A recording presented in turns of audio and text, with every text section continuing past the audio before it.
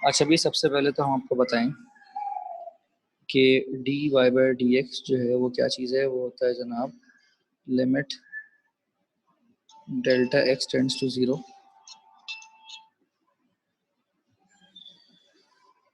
Delta y upon delta x. और अगर हम d y by d x की बात करें तो जनाब ये होता है small change, small rate of change.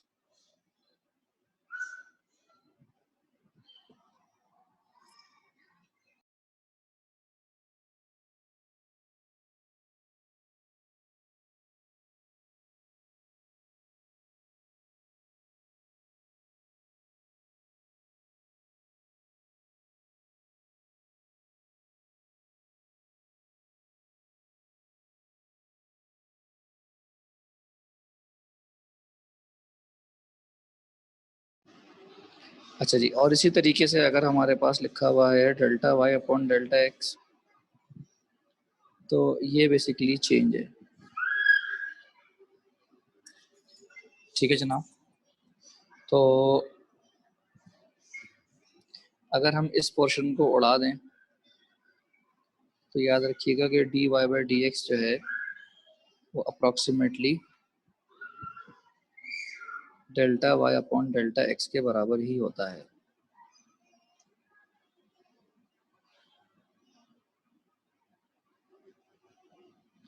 फिर आपको कुछ चीज़ें पता होनी चाहिए।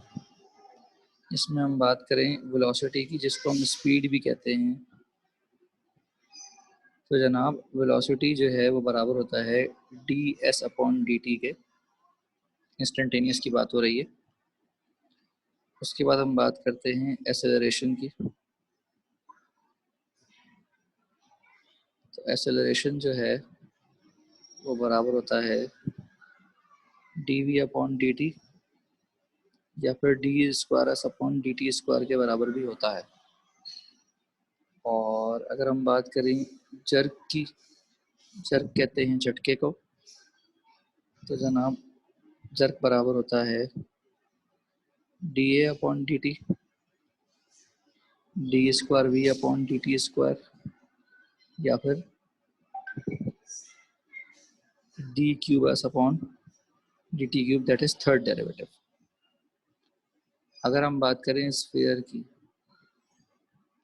तो जनाब अगर हम डिफरेंशिएट कर दें with respect to radius volume को, तो आपको मिलता है सरफेस एरिया। तो जिसको हम लिख सकते हैं कि D by d are, volume इसका होता है जनाब 4/3 पाई आर क्यूब। तो ये हो जाता है 4 पाई आर स्क्वायर। और इसी तरीके से अगर मैं डी बाई डी आर कर दूं सरफेस एरिया का, तो आपको पेरीमीटर ऑफ स्फीयर मिल जाता है। छोटी छोटी चीज़ें आपको याद होनी चाहिए। हम लिख सकते हैं कि भाई d by d r of 4 pi r square करेंगे तो ये बराबर आता है 8 पाई आर के। इसी तरीके से अगर हम बात करें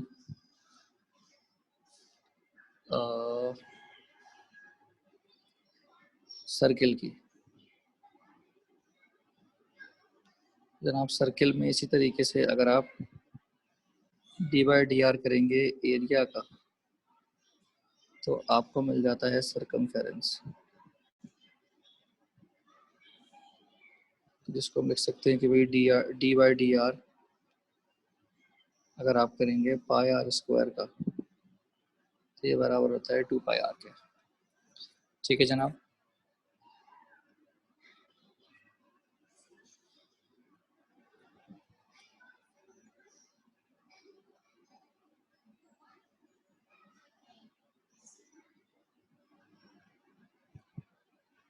और एक और चीज़ याद रखें कि अगर y बराबर है एफ ऑफ एक्स के, तो y प्लस डेल्टा वाई बराबर होता है F of x plus delta x के। लगता है सम टाइम आपको ये भी कहीं यूज़ करने की ज़रूरत पड़े। ठीक है जनाब, आगे बढ़ जाएं।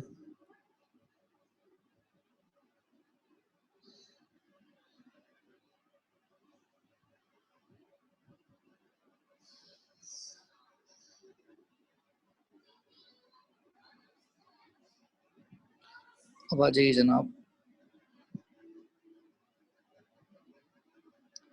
हमारे पास क्वाड्रेटिक इक्वेशन है A X square plus B X plus C.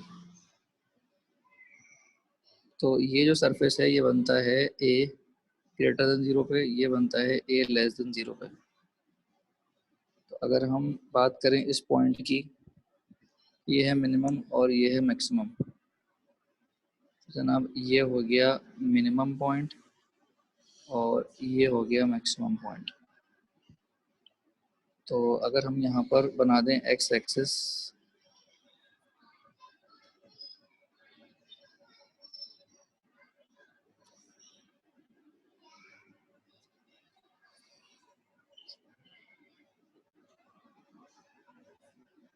तो जनाब ये आपके पास x1 है, ये आपके पास x2 है।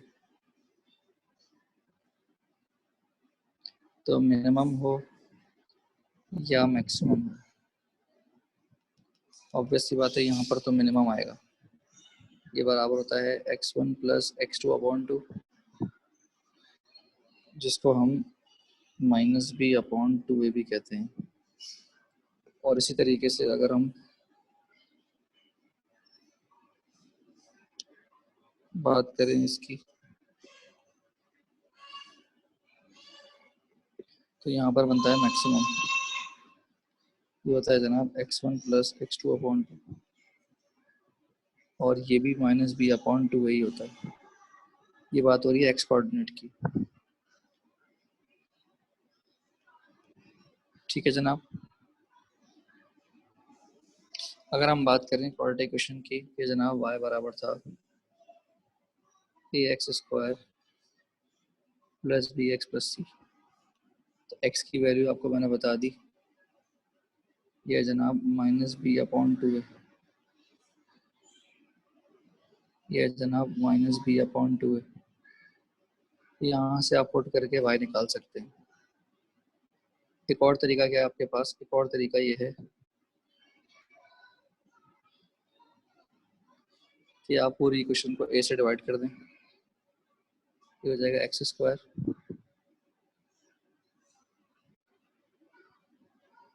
Plus b upon a x plus c upon a. हो जाएगा जनाब x square plus b by a x, यहाँ पर आप प्लस करते हैं और माइनस करते हैं, B square upon 4a square. तो इससे आप कर सकते हैं कंप्लीटिंग स्क्वायर। तो यहाँ से आपके पास जो आता है वो आता है जनाब ए एक्स माइनस एच का होल स्क्वायर प्लस के की फॉर्म, जो कि पैराबोलिक फॉर्म होती है। तो इसमें जो है हमारे पास मिनिमम और मैक्सिमम जो है वो पॉइंट होता है हमारे पास, मिनिमम या मैक्सिमम पॉइंट जो है वो एच कोमा के होता है। तो कैसे निकालते हैं मैं आपको एग्जांपल देता हूँ। तो हमारे पास सवाल है जनाब y is equals to x square minus 6x plus 8। तो इसका तरीका ये है कि आप उसको कंप्लीटिंग स्क्वायर कर लें। कंप्लीटिंग स्क्वायर के लिए आप +9 और -9 करेंगे। जनाब ये हो जाएगा x माइनस 3 का होल स्क्वायर -1। तो जनाब h यहाँ पर 3 के बराबर आएगा और k यहाँ पर -1 के बराबर आएगा। तो आपके पास मिनिमम या मैक्सिमम पॉइंट जो है वो आएगा 3, -1। बात समझ में आ गई? क्योंकि ये फॉर्म होती है x माइनस एच का a into x minus H का होल स्क्वायर प्लस k। तो कंप्लीटिंग स्क्वायर जब आप करते हैं तो h और k जो है वो मिनिमम और मैक्सिमम होता है। तो अगर आप चाहें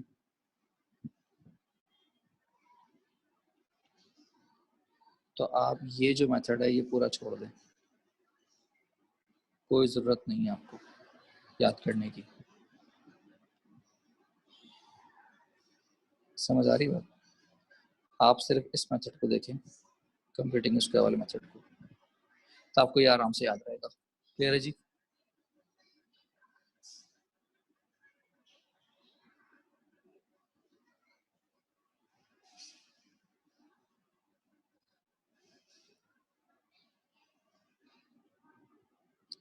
अब जनाब हमारे पास एक फंक्शन है y is equal to f of x, और आपने पता लगाना है कि वो x1 y1 पे कैसा बिहेव कर रहा है।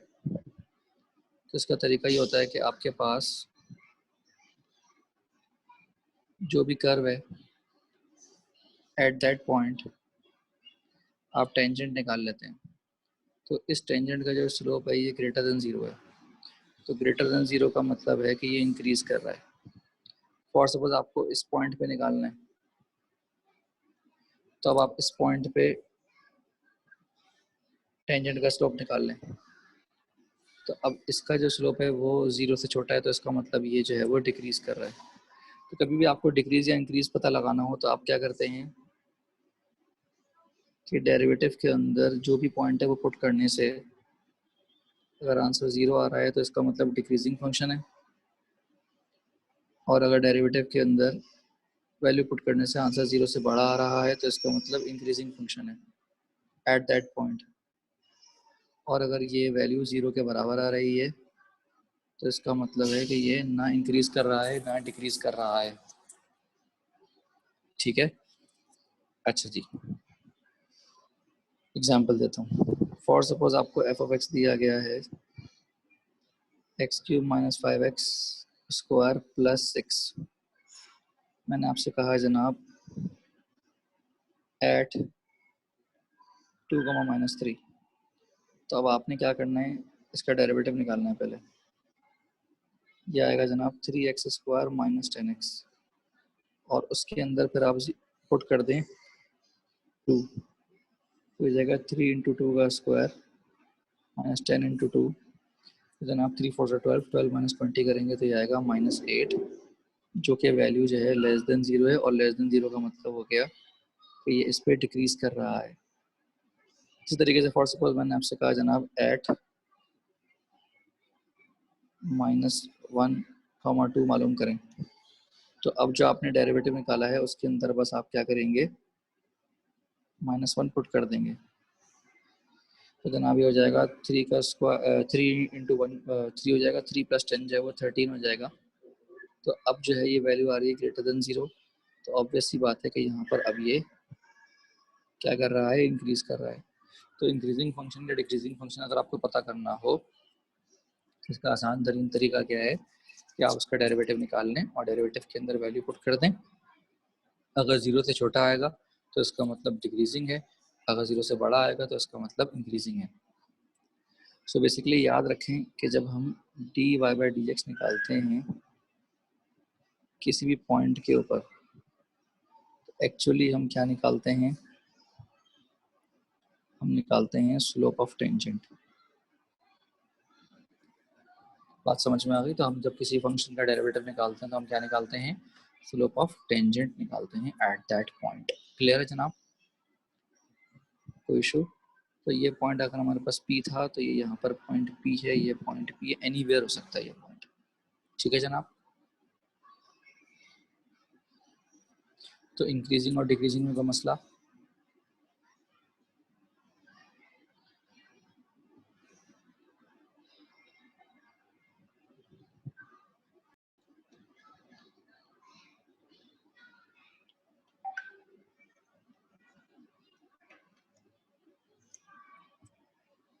अच्छा जनाब आगे चलते हैं। अगर हमारे पास कोई भी एक कर्व है, फॉर सपोज ये कर्व है y is equal to f of x. वैसे तो रैंडम पॉइंट्स बहुत सारे हैं इसके अंदर, लेकिन इसके अंदर आप देख सकते हैं कि दो पॉइंट्स जो है ना वो ख़ास हैं, दो से ज़्यादा भी ख़ास हो सकते हैं। जनाब ये मैंने एक्स एक्सिस और वाई एक्सिस बनाया। अब इसके अंदर मैं अगर आपको पॉइंट्स बताऊं तो एक पॉइंट ये रहा ये, और एक पॉइंट यहाँ रहा ये, इसको ए इसको बी नाम दे दिया। तो जनाब इसका कोई x1 होगा और इसका कोई ना कोई y1 होगा, इसका जनाब x2 होगा और ये जो है वो y2 होगा। ठीक है, तो जनाब हमारे पास जो a पॉइंट है वो है x1 y1 और b पॉइंट जो है वो है x2 y2।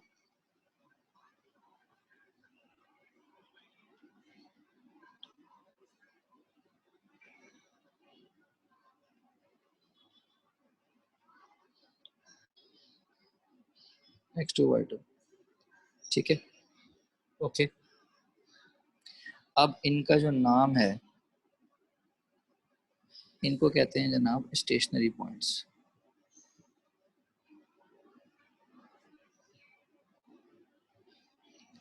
अच्छा, अगर हम बात करें ए की, तो ए जो है वो बेसिकली यहाँ पर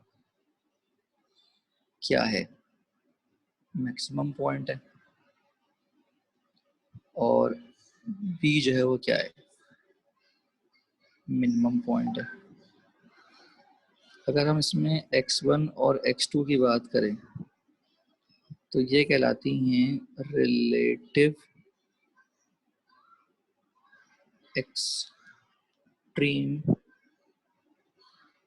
वैल्यूज, और अगर हम y1 y2 की बात करें तो ये कहलाती हैं एक्सट्रीम वैल्यूज।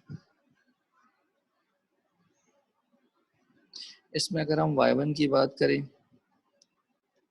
पहले x1 की बात करते हैं। इसमें जो x1 है ना वो है रिलेटिव मैक्सिमम, और जो y1 है वो है जनाब मैक्सिमा।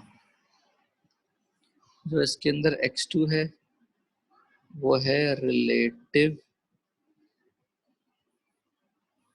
मिनिमम, और जो y2 है वो है जनाब मिनिमा। यहाँ तक बात समझ में आ गई? क्लियर है जी?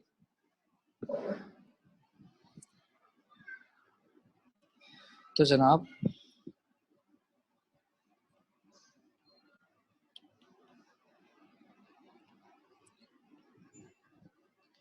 हम जब बात करते हैं मैक्सिमम की और हम जब बात करते हैं मिनिमम की,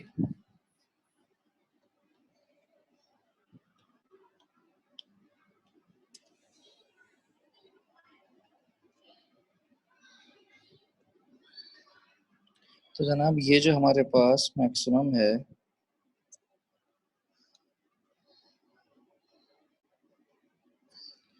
और ये जो हमारे पास मिनिमम है,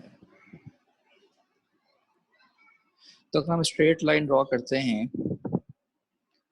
तो हम ये कह सकते हैं कि एट मैक्सिमम और मिनिमम हमारे पास जो टेंजेंट है बेसिकली नाइदर इंक्रीज है नॉर डिक्रीज है। तो जब नाइदर नॉर डिक्रीज है इंक्रीज है तो इसका मतलब जो डेरिवेटिव है वो जीरो के बराबर है, जो उसका स्लोप है वो जीरो के बराबर है। और वी कैन से कि tangent is basically parallel to x axis. Tangent जो है वो क्या है, पैरेलल है किसके, एक्स एक्सिस के। तो इसका मतलब यहाँ पर जो डेरिवेटिव है वो आएगा जीरो, यहाँ पर जो डेरिवेटिव है वो आएगा जीरो। ओके, अब होता क्या है कि ऑब्वियस सी बात है कि इसके बाद ये क्या कर रहा है, ये डिक्रीज कर रहा है, और इसके बाद ये क्या कर रहा है, इंक्रीज कर रहा है। तो अब ऑब्वियस सी बात है जब आप यहाँ पर डेरिवेटिव को जीरो रखते हैं तो यहाँ से आपके पास x1 भी आ जाएगा x2 भी आ जाएगा। तो अब आपको डिक्रीज या इंक्रीज पता लगाने के लिए दो तरीके हैं। या तो एक पहला तरीका ये है कि आप एक वैल्यू लें a जो कि बड़ी हो x1 से, और एक वैल्यू लें b जो कि बड़ी हो x2 से, उसको पुट करें डबल डेरिवेटिव में, और फिर वहाँ से आप पता लगाएं कि डिक्रीज कर रहा है या इंक्रीज कर रहा है। अगर डिक्रीज कर रहा है तो इसका मतलब मैक्सिमम है, और अगर इंक्रीज कर रहा है तो इसका मतलब मिनिमम है। एक तो ये तरीका है। सो हम अपने इंटरमीडिएट के कोर्स में ये तरीका अप्लाई नहीं करते। हम क्या करते हैं, हम ये कहते हैं कि अगर डिक्रीज कर रहा है तो इसका जो डबल डेरिवेटिव है एट दिस पॉइंट वो डिक्रीज की वजह से 0 से छोटा होगा, और इंक्रीज में जो इसका डबल डेरिवेटिव है एट दिस पॉइंट वो 0 से बड़ा होगा, क्योंकि इंक्रीज कर रहा है। तो सिंपल आपको करना क्या होता है, जो भी आपके पास एफ ऑफ एक्स, जो भी x1 और x2 आए होते हैं उसको आप पुट कर देते हैं डबल डेरिवेटिव में।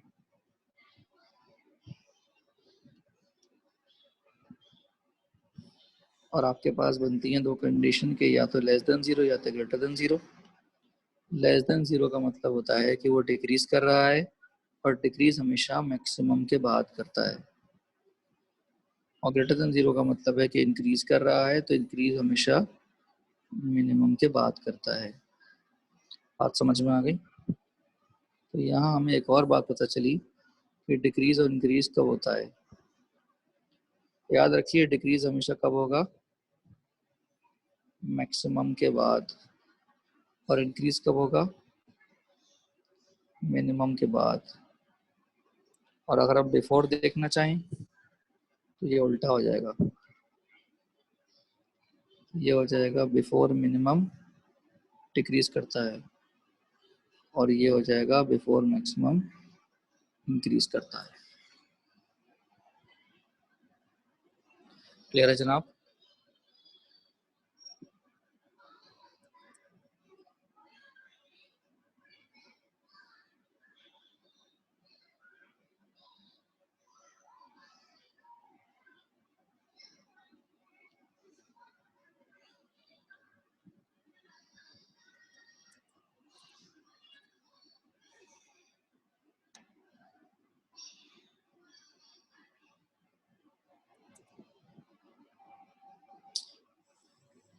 एग्जाम्पल लेते हैं।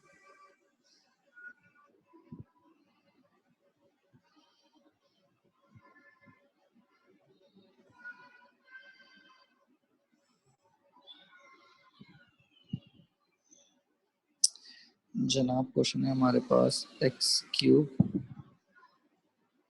-15/2 x² -18x + 1।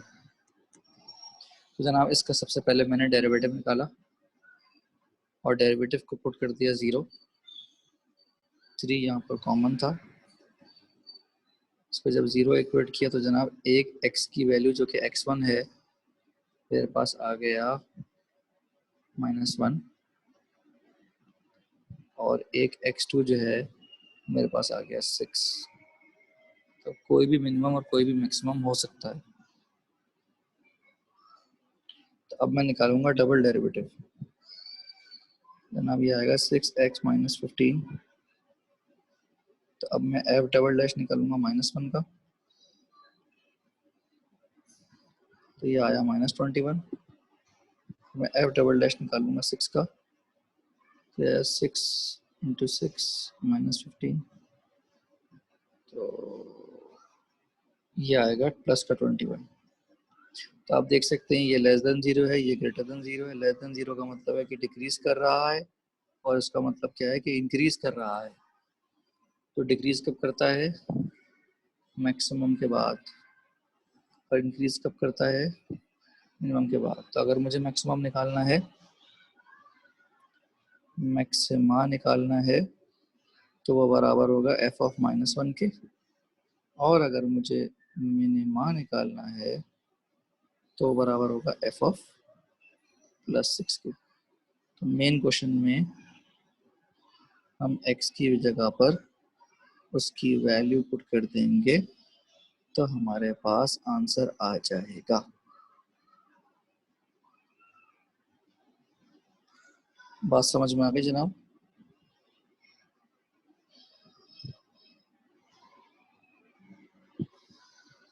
क्लियर है जी? कोई मसला है इस कॉन्सेप्ट में? तो एप्लीकेशन ऑफ डिफरेंशिएशन में इंक्रीज करना, डिक्रीज करना, मैक्सिमा, मिनिमा, ये सब आपको मैंने निकालना सिखा दिया।